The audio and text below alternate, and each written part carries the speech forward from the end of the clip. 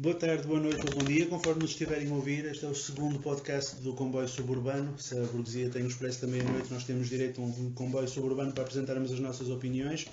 Hoje vamos falar da União Europeia.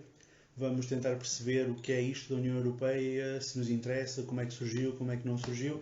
Eu começaria por fazer uma pergunta, porque é esta, em meu entender, a opinião geral que as pessoas têm sobre a União Europeia, e começava por perguntar ao Saúl. Saúl, em teu entender, a União Europeia é, como nos dizem há muito tempo, uma estrutura através da qual nós conseguimos a paz na Europa, nós conseguimos o entendimento entre os povos, e é, no fundo, a estrutura que garante que não nos atamos todos aqui aos tiros, alemães contra franceses, italianos contra portugueses, etc. e tal?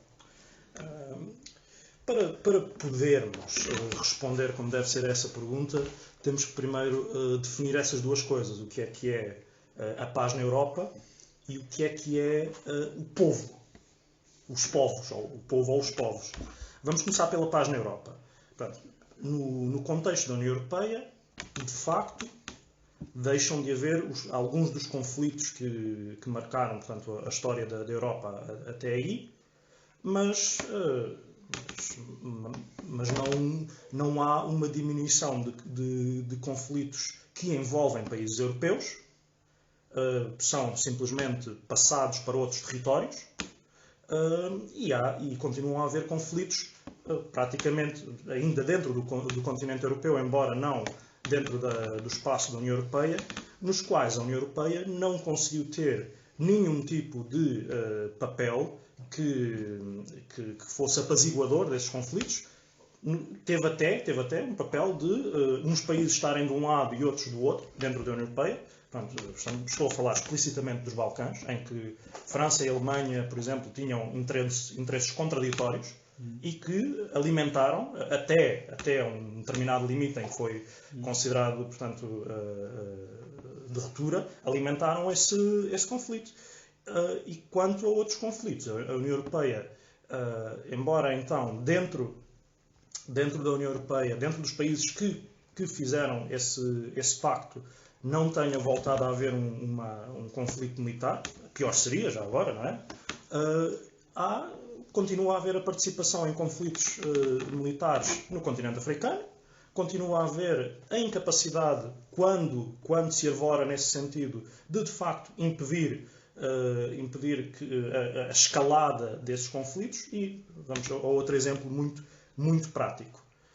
Em termos de política externa, a France-Afrique, a política externa francesa para a África, continua a agir isoladamente em África, sem que nenhuma estrutura da União Europeia venha dizer se devem, se não devem, se é bom portanto, a França continuar a financiar certos conflitos e a escolher lados em conflitos dentro de países africanos. Quanto ao povo, há unidade entre os povos europeus. Portanto, o entendimento entre povos que há no contexto da União Europeia é um entendimento entre a burguesia dos diferentes países europeus.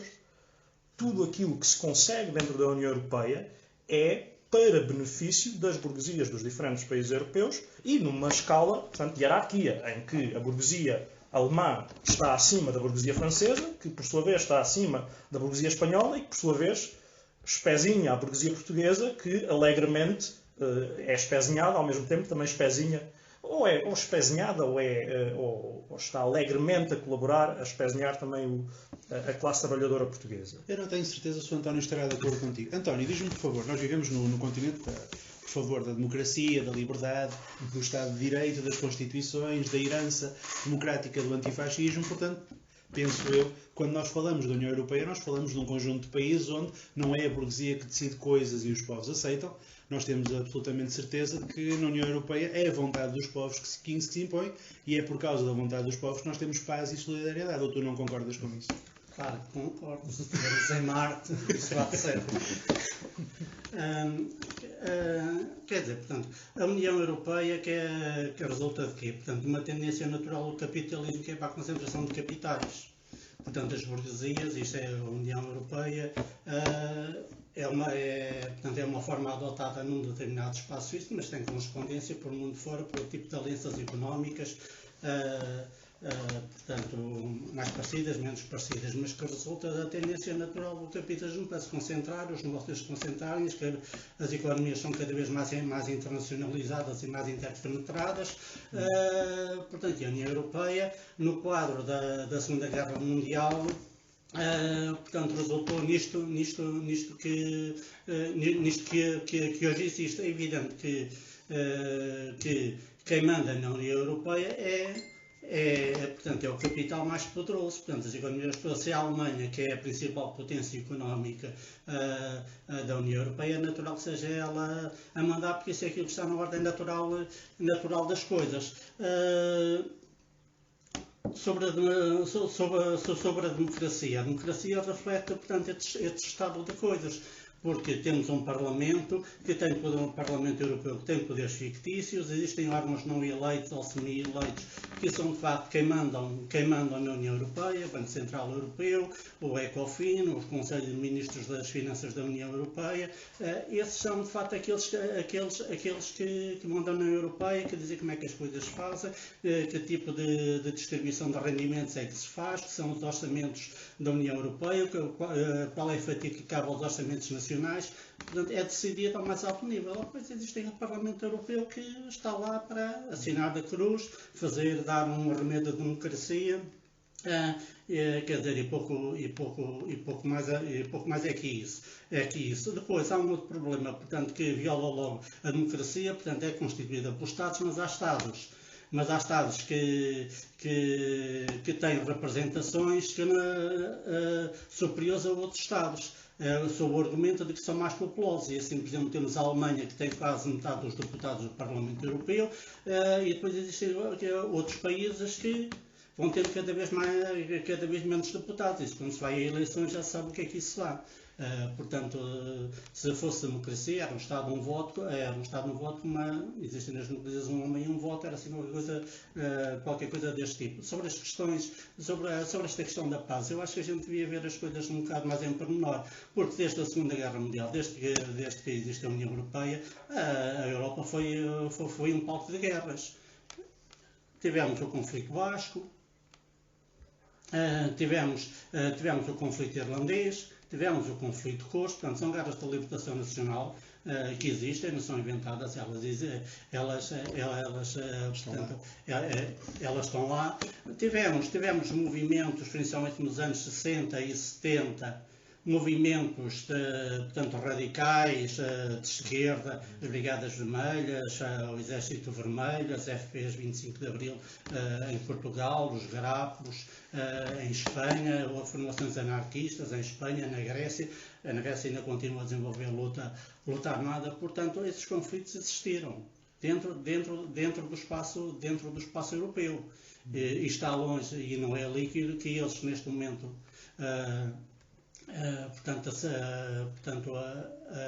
a ação armada tenha desaparecido, mas nada nos garante que numa outra conjuntura os problemas não voltem a assumir essa forma de violência armada, porque o problema dos nacionalismos dentro da União Europeia, eles permanecem e estão longe de ser resolvidos. Igor, por favor, se a tua pessoa que vai salvar esta discussão, nós sabemos que o Rui Tavares vai ouvir este podcast, certeza absoluta, e com absoluta certeza tu vais ser a pessoa que vai dar razão ao Rui Tavares quando ele nos diz que é a União Europeia que garante a paz na Europa e que garante, porque não, a paz no mundo, por favor. Bom, saudações a todos. Pegando já na questão da paz, acrescentar aqui ao que o António estava a dizer, que em relação à Segunda Guerra Mundial, ou ao fim da Segunda Guerra Mundial, ela acaba com uma guerra civil na Grécia, que é um país que depois mais tarde vem a fazer parte da União Europeia e que tem na altura também a intervenção direta de Inglaterra, que é, enfim, uma das maiores potências. A mais antiga democracia do mundo. Exato. Do lado dos nazis, bem, a Inglaterra do lado indo diretamente à tua questão, portanto, da paz, tanto no mundo como na Europa. Aqui vamos separar um bocado a parte da Europa. Acho que está respondido aqui pelo António, quer dizer, obviamente não há guerra, não temos visto uma guerra entre exércitos da Alemanha e com a França ou com a Inglaterra, ou seja, com quem for. Como disseste logo no início, mal seria. A guerra pode ser feita, a política externa pode ser feita de outro modo, sem recorrer às armas E de modo a que, no caso da Alemanha, que é e sempre foi, já desde os tempos do Sacro Império Romano, que é a principal entidade política da Europa continental, que atinge os seus objetivos atualmente sem precisar de pegar em armas, dentro do espaço europeu. Em relação àquilo que se passa fora da Europa, quer dizer, a questão africana, como começou logo por dizer, e estamos a falar na contemporaneidade. Porque se nós formos ainda ao tempo do colonialismo, a França tem a guerra com a Argélia, num tempo em que a França já era uma democracia estabelecida, uma democracia parlamentar, ocidental, já estabelecida, já de referência, exatamente. A União Europeia estava já a dar os primeiros passos. Agora, estou aqui confundindo um pouco nas datas, eu creio que a União Europeia formalmente, ou a CE, digamos, formalmente ainda não estava... Sim, é dos anos 90, mas a estrutura da CE transita completamente para a União Europeia. Não, mas quando se dá a guerra da Argélia, eu penso que a CE, como estrutura, formalmente ainda não estava... Já existia a SECA. Já existia a CE. A CE já existia na altura. Porque a sair à guerra, portanto, os aliados formaram a SECA. A SECA, que era do Carmém do Aço. Do Carmém do Aço, depois isso no princípio dos anos 60 de origem da CE. Pois é, agora estava na dúvida se ainda era o tempo da SECA ou se era já a CE. Bom, de qualquer forma não é relevante, é só um pormenor historiográfico.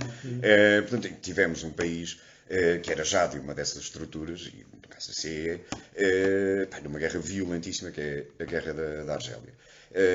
E depois as intervenções diretas de praticamente todos os países da União Europeia nas agressões dos Estados Unidos no Médio Oriente e em África não tanto dos Estados Unidos, mas lá está, não é dos Estados Unidos, mas são logo diretamente dos países da União Europeia. Em suma, obviamente que a União Europeia não é garante de coisa alguma, a começar pela paz e pela cooperação entre os povos, nem é sequer criada nesse sentido, ela é criada para fazer um bloco de capitalismo com características europeias num contexto de Guerra Fria.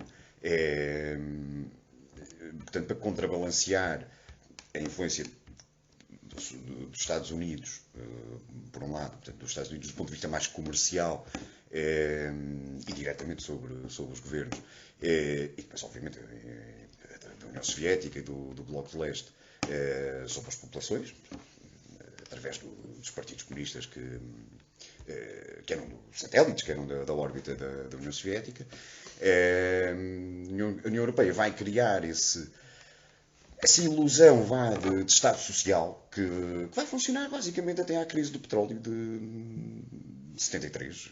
Eu gostaria de perceber se o Saúl está de acordo com esta perspectiva, porque isto me parece um pouco teoria da conspiração e tu és a pessoa das teorias da conspiração. Portanto, repara uma coisa, o que o Igor está a dizer é que a União Europeia é um espaço que se forma não por causa da solidariedade e da vontade de garantir a paz na Europa, mas porque as burguesias europeias, no fundo, percebem que têm de se organizar de alguma forma para, por um lado, conter a expansão do comunismo que vinha do leste e, por outro lado, para aumentar o grau de exploração dos seus espaços coloniais para poderem distribuir mais superlucros junto à população europeia e, com isso, garantir que essa população europeia não adere às caras ideias comunistas.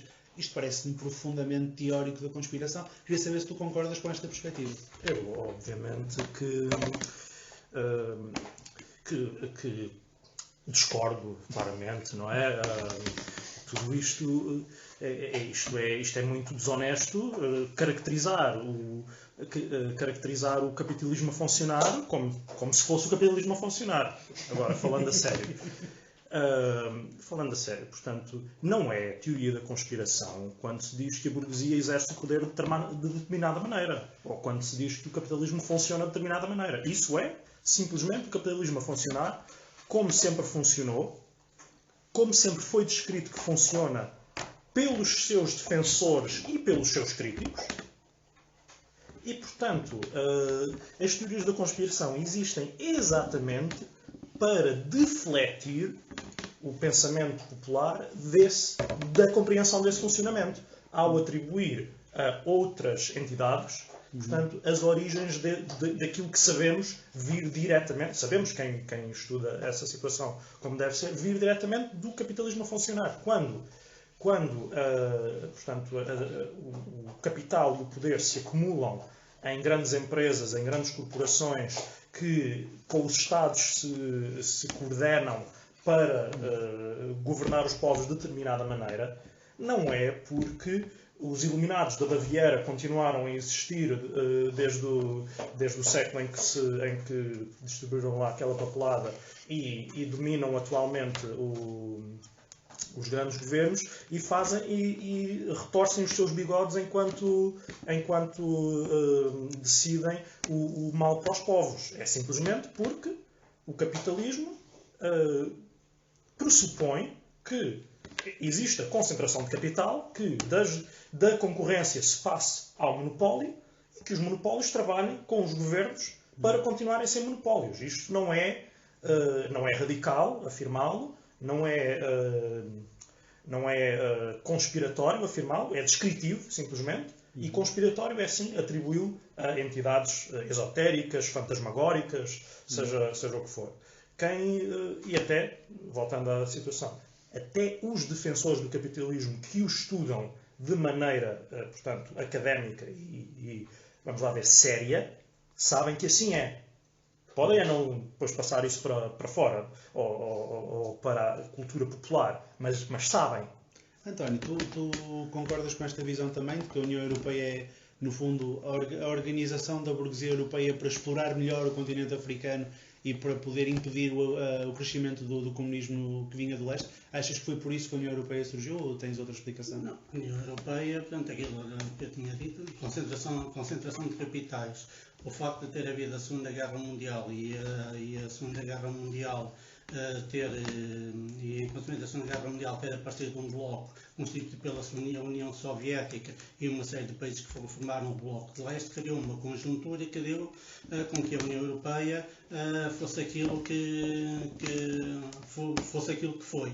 Porque, quer dizer, a União Europeia, quer dizer, para o Ocidente, para o capitalismo pleno dos Estados Unidos, para os Estados Unidos, em confronto com outra potência, com outro bloco emergente, a União Soviética, numa situação em que a Europa estava completamente arrasada, completamente destruída, em que os trabalhadores viviam em condições miseráveis, graças à fome, a Europa estava toda feita em cacos. Era de todo conveniente que se criasse um plano de contingência que conseguisse desviar os trabalhadores de tentações comunistas ou não sei que outra coisa do género pusesse em causa o capitalismo e de facto criar uma espécie de tampão que metesse a União Soviética em respeito. Porque se do ponto de vista, e este cerco, que correspondeu do ponto de vista económico à criação da União Europeia, da CEE, correspondeu do ponto de vista militar à criação da NATO e do ponto de vista do controle da energia, principalmente a energia nuclear, à criação do Euroatom. Portanto, havia aqui um esforço conjugado de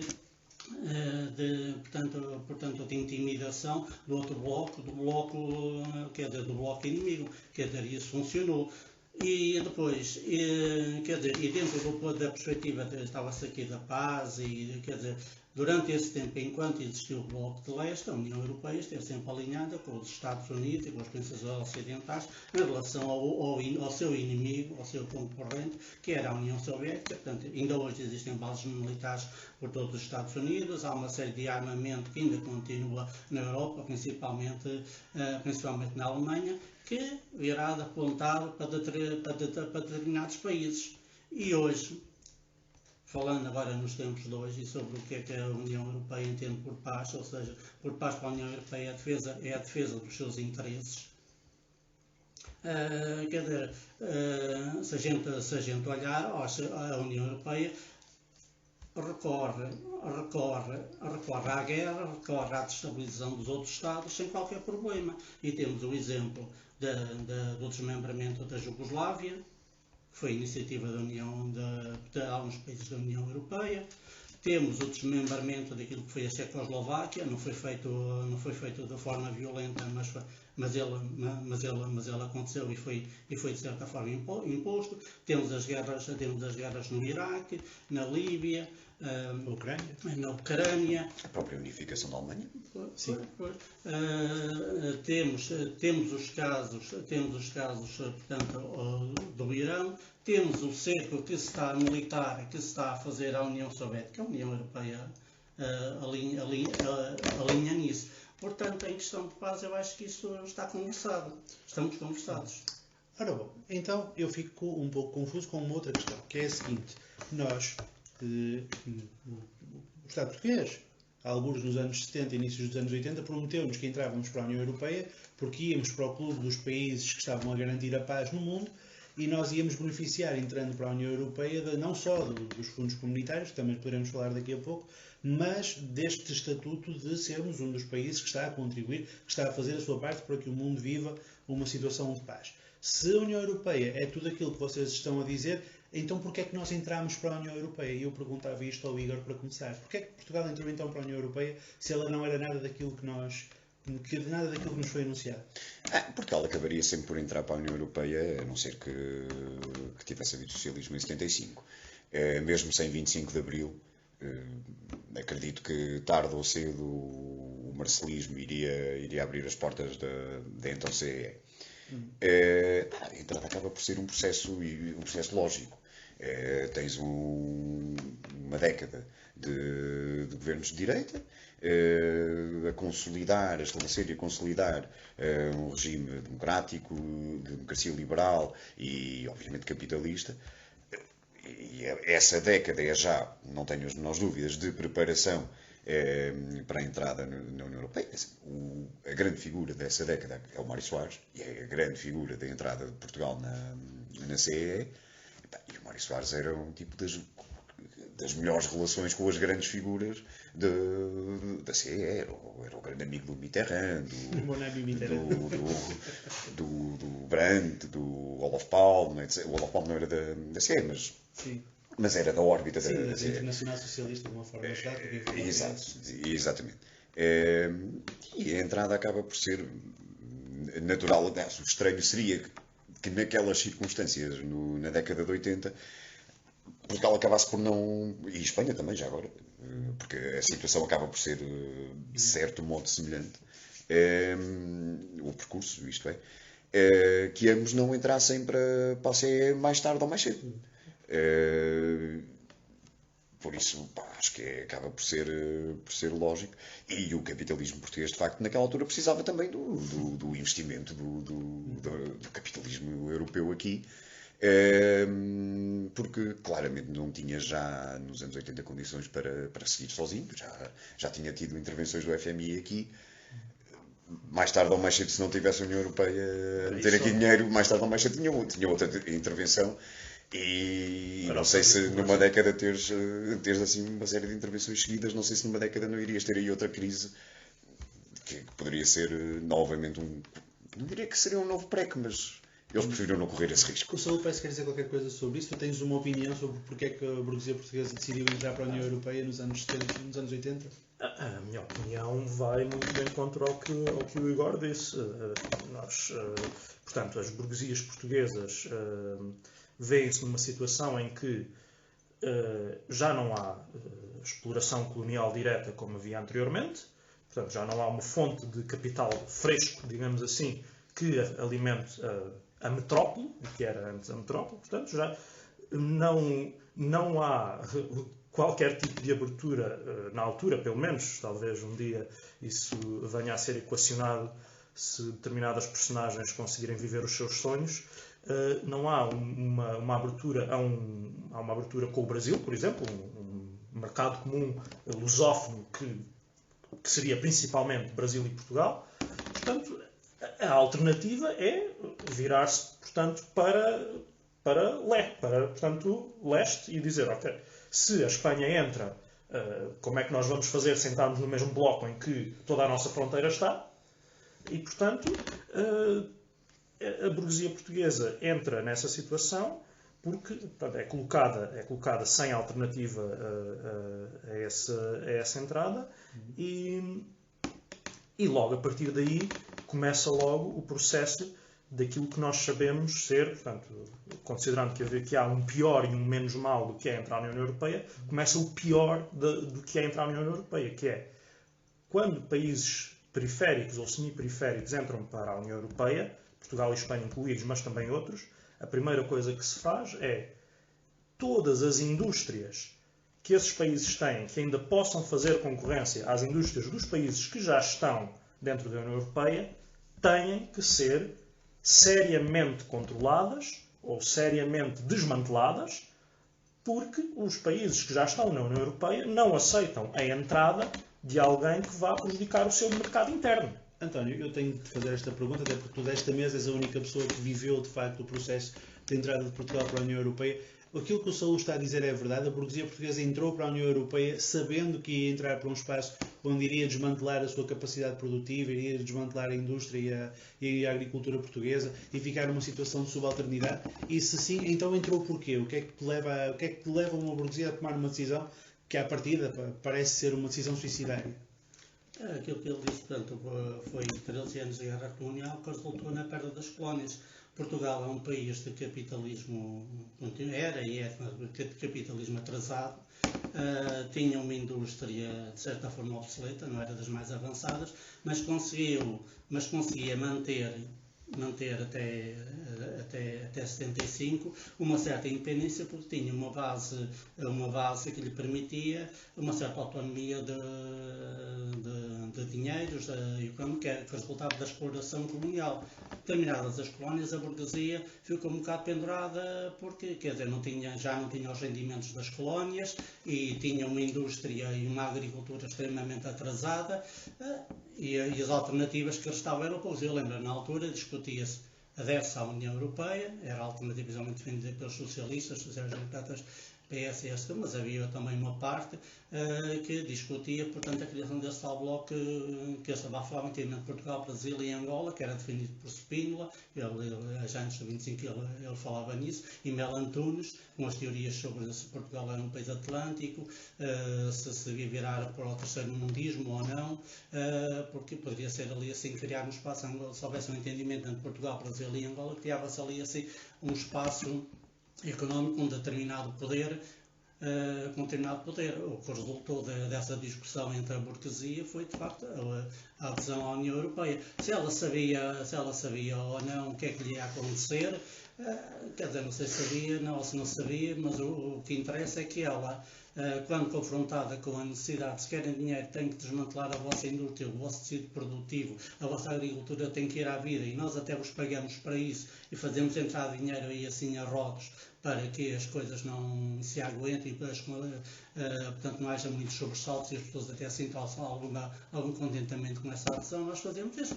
E a burguesia aceitou esse suborno, alegremente desmantelou tudo o que ia para desmantelar. Hoje a gente sabe como é que é, a gente tudo come, praticamente, não é tudo, mas praticamente tudo tem que importar. Aquilo que come, os produtos industriais, equipamentos e não sei o quê, vem tudo daqui, dali, da Alemanha, da França, da Itália e não sei o quê. Portanto, tornou que a dependência que existe do país em relação a 74 aos tempos da ditadura é um facto que aumentou, em termos de autossuficiência e isso tudo.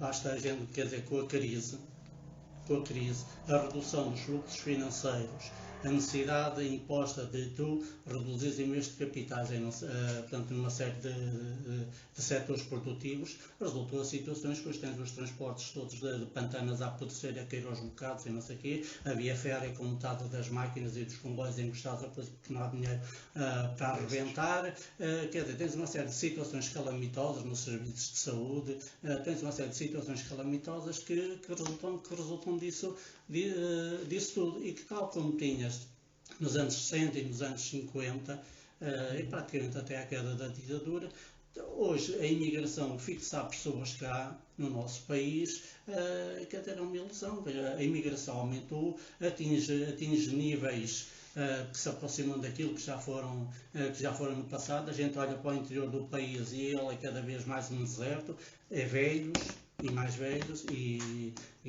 quer dizer, e não há nada.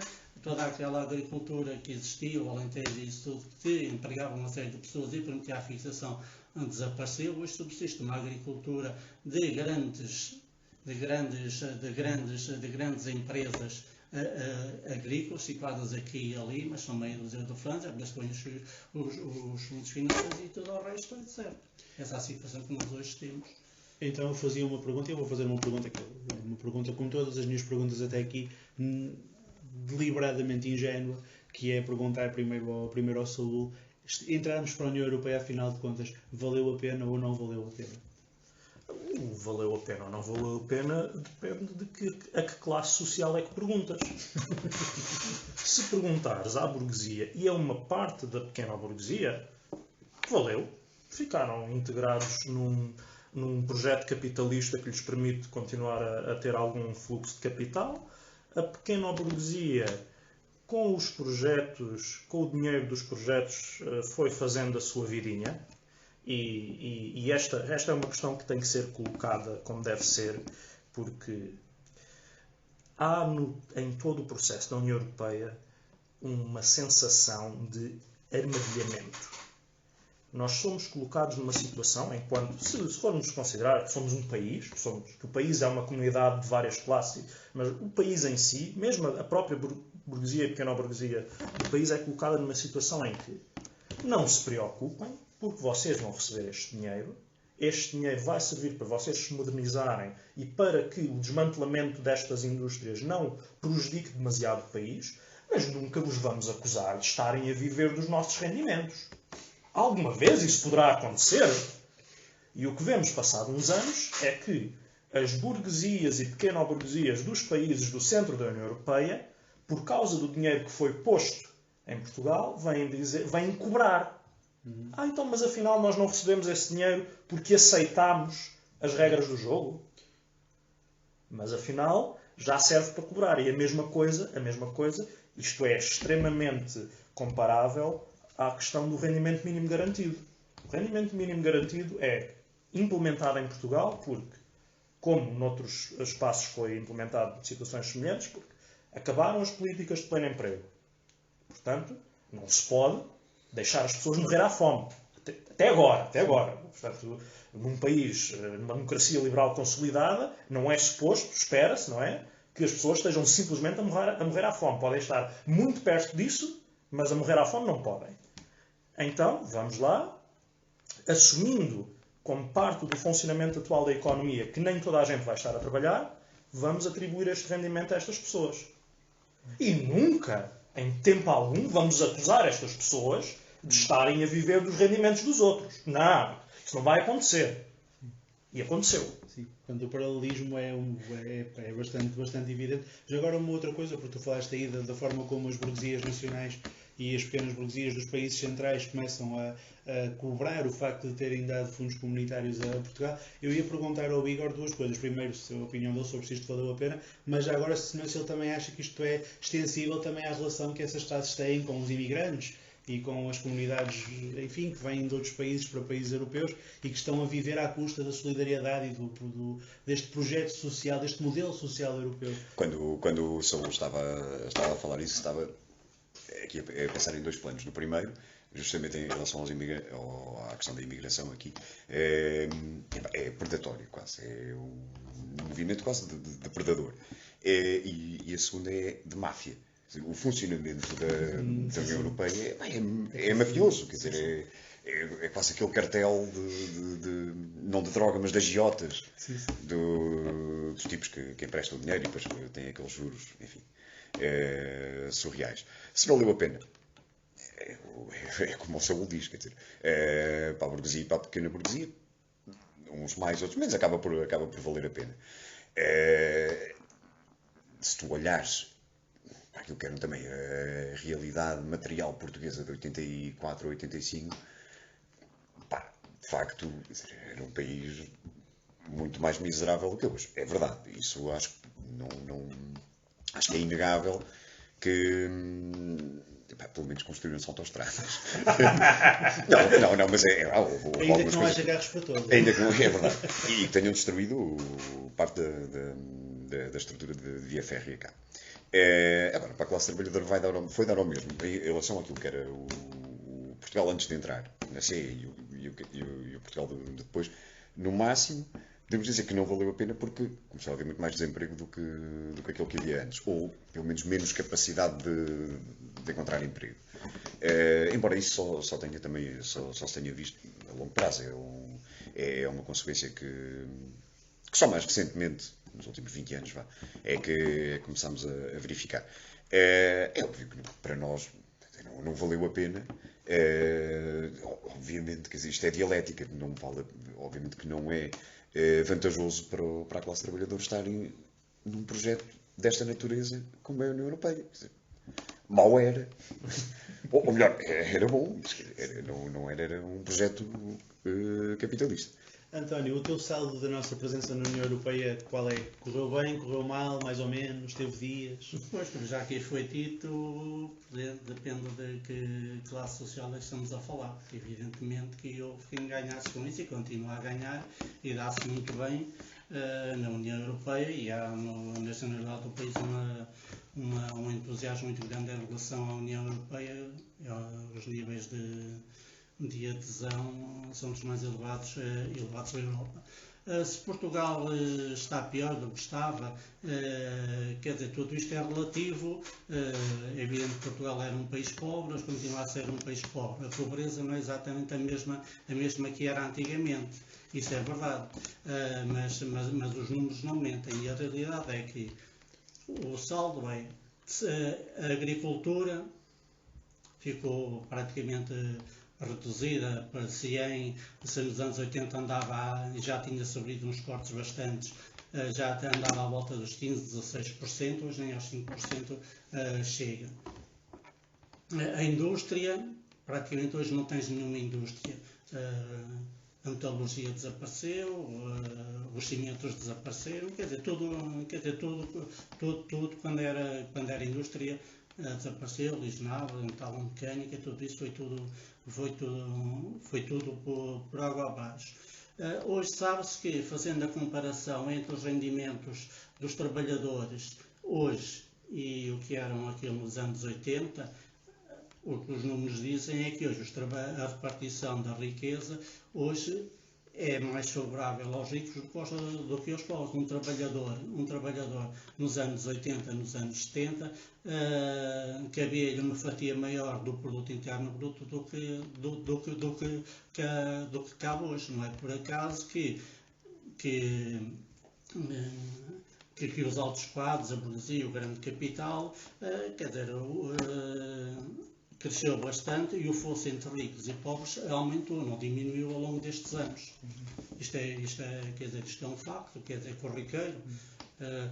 Quer dizer, é um facto que mais de 2 milhões de portugueses vivem na miséria. Portanto, ou seja, é 1/5 da população portuguesa que vive na miséria. É um facto que hoje,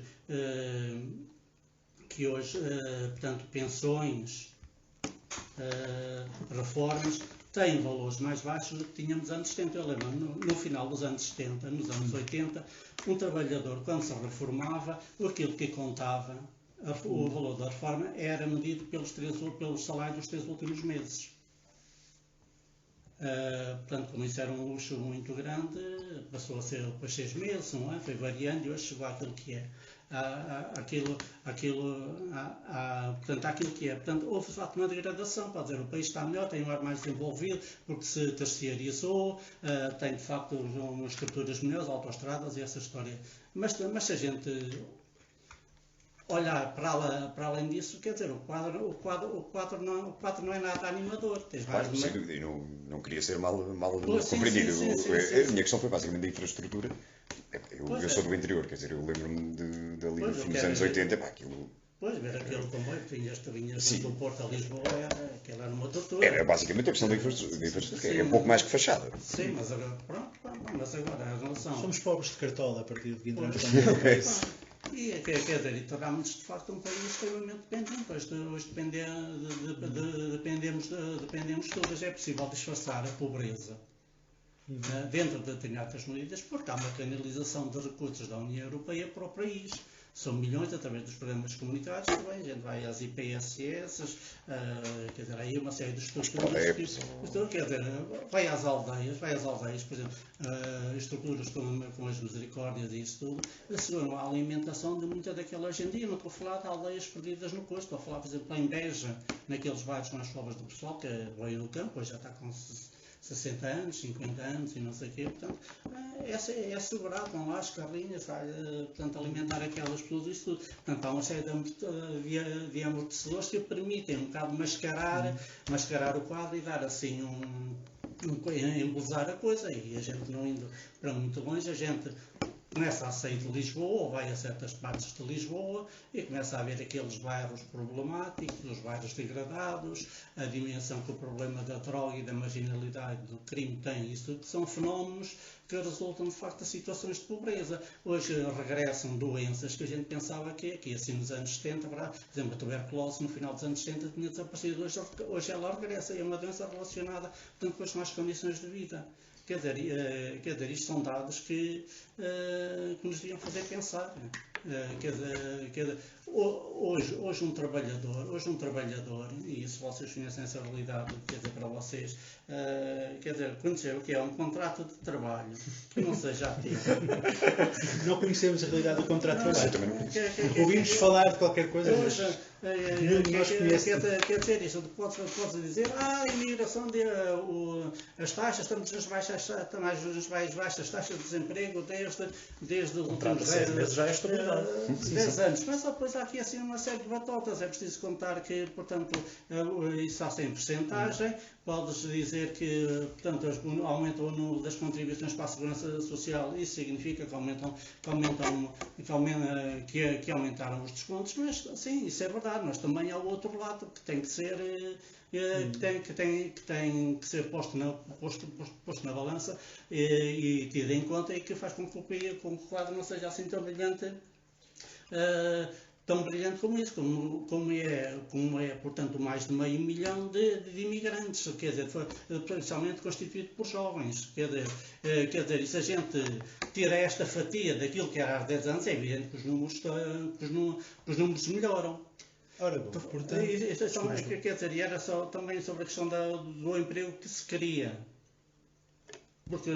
Porque hoje existem formas de trabalho muito próximas do escape, principalmente na agricultura, em que as pessoas são tão reduzidas a situações muito próximas daquilo que é a escravatura, e depois há a precariedade e o valor da força de trabalho, que é miserável. Ora bom, portanto, se eu entendi o debate até aqui, já aproximando o debate do final, que vai longo, eu agradeço a paciência das pessoas que nos ouviram até agora. Portanto, a União Europeia, se eu entendo, é uma espécie de seguro de vida que a burguesia portuguesa conseguiu encontrar, porque como não tinha colónias e como se viu a braços com movimentações populares de grande envergadura nos anos 70, teve de se virar para algum lado, e ao virar-se para algum lado, o lado mais fácil de se virar era a União Europeia, na impossibilidade de se voltar para os Brasis, ou para as Angolas, ou para os projetos espinolistas mirabolantes de uma Commonwealth portuguesa. Portanto, só sobrava a União Europeia. A nova Portugalidade. Sim, olha, lá está. O nosso Spínola já queria já há um pequeno Spínola atualmente aí. Não faltam para aí, são pequenos Spínolas, não é? Assim, uma gente, até porque não vê muito bem, só tem um olho com óculos e, portanto, não consegue perceber o que está a ver. De qualquer forma, eu encerrava fazendo uma pergunta aos três, que é a seguinte pergunta: se a burguesia portuguesa, para poder manter a sua dominação de classe, precisou de se voltar para a União Europeia, vocês consideram que um projeto socialista, um projeto revolucionário, teria necessariamente de romper com a União Europeia, ou isso é uma conversa fascista de eurocéticos como o Nigel Farage? E começo pelo Saúl. Eu tenho uma resposta que acho que é muito pessimista, se calhar, para essa pergunta, que é assim: a direita tem um projeto pós-União Europeia. A esquerda não tem. E por isso, por ter um projeto pós-União Europeia, é que a direita arrisca, entre aspas, agendas anti-União Europeia, portanto, em França, no Reino Unido, onde conseguiram ser bem-sucedidos, e, portanto, em todos os países em que existe a tal chamada direita populista. E, portanto,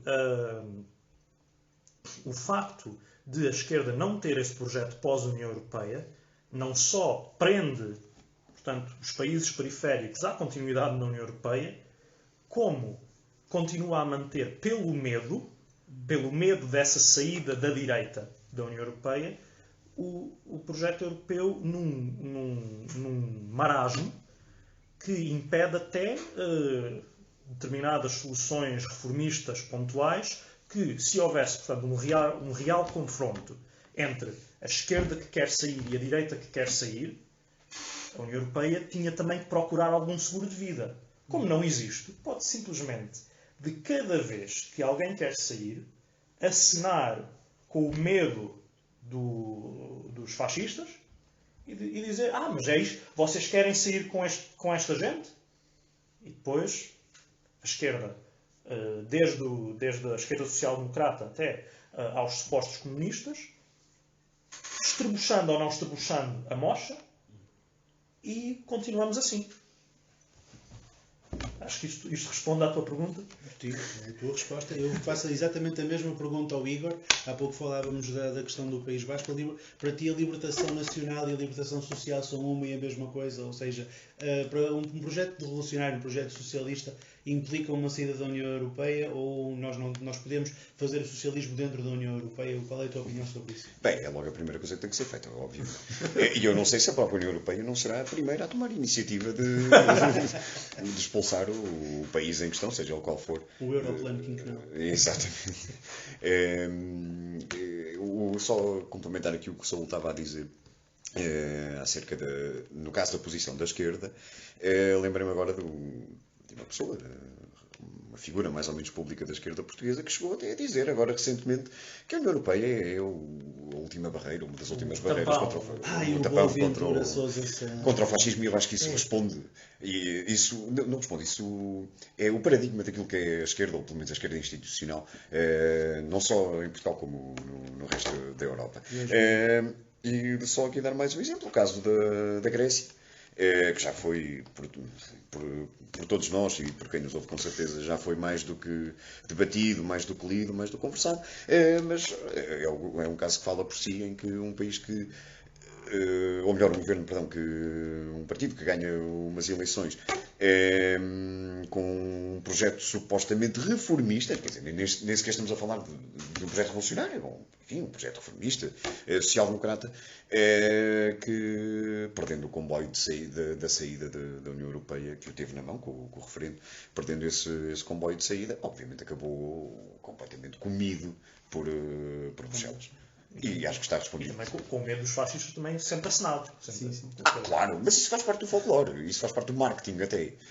Agora, do ponto de vista material e político da coisa, ou sais da União Europeia logo à primeira oportunidade que tens, ou então depois vais andar a chorar que somos os coitadinhos, depois os mauzões da União Europeia, que foi o que o Varoufakis andou a fazer, mais o Varoufakis até, basicamente. António, ficas com a tarefa de terminar o debate? Um processo revolucionário existe sair da União Europeia ou não? Pois, para os trabalhadores, para quem trabalha, portanto, para o proletariado, para a classe operária, para aqueles que trabalham, a questão de estar, se resolve alguns dos seus problemas, estar dentro ou fora da União Europeia, é uma falsa questão. Para a burguesia, evidentemente que é o seu espaço económico, tem todo o sentido. Está num espaço que corresponde à integração dos seus interesses, dos seus negócios, portanto, é a sua vida. Portanto, a manutenção dos laços com a União Europeia, portanto, faz todo sentido. Para quem trabalha,